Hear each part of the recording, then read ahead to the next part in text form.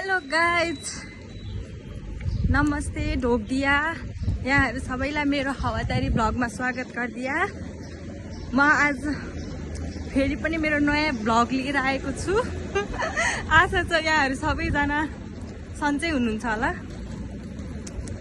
म चाहिँ आज धेरै खुसी पनि छु र हल्का दुखी पनि छु।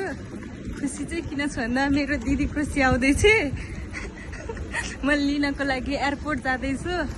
अनि दुःख चाहिँ किन लाग्छ भने म जब आजभन्दा 3 वर्ष अगाडि जब विदेश आउँदै थिएँ नि, त्यति बेला के सोचिरहेको थिएँ भन्दा म बाहेक मेरो घरबाट चाहिँ कोही विदेशी लिनु नपरोस् सोचिरहेको थिएँ कि। तर अफसोस के गर्नु, मेरो दिदी पनि आयो होइन, केही छैन। अब झन् दिदी बहिनी सँगै हुन्छ साथमा। हेरौँ मेरो दिदीको रिएक्सन के हुन्छ। म चाहिँ अब यहाँ गइरहेको छु, एकछिनमा गाडी चढ्नुपर्छ।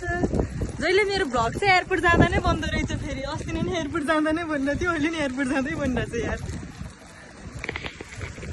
हेलो साथीहरू, हामी चाहिँ अब एयरपोर्ट जानको लागि फुल चढिसकेको छौँ।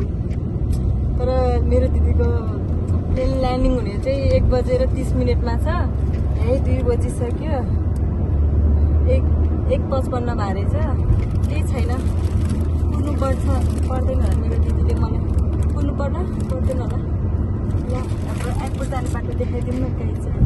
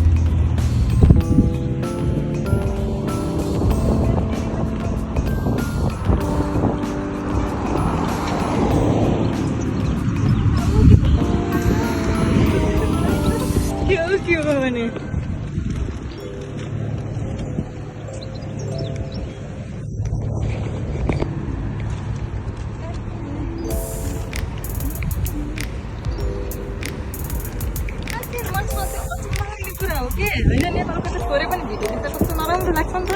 नेपालको एयरपोर्ट हो, यहाँ आउँदा कहिले केही लाग्दैन हौ, केही लाग्दैन। अनि यहाँ त्यस्तो भिड पनि अहिलेसम्म देखेको छैन होइन। जति हामीले मैले हिजो क्या दिदी आउँदा त्यो भिडियो कल गरिरहेको थियो नि त त्योमा हेरेको यस्तो भिड थियो कि मान्छे छिर्नै नहुँदैन यहाँ मान्छे छैन जस्तो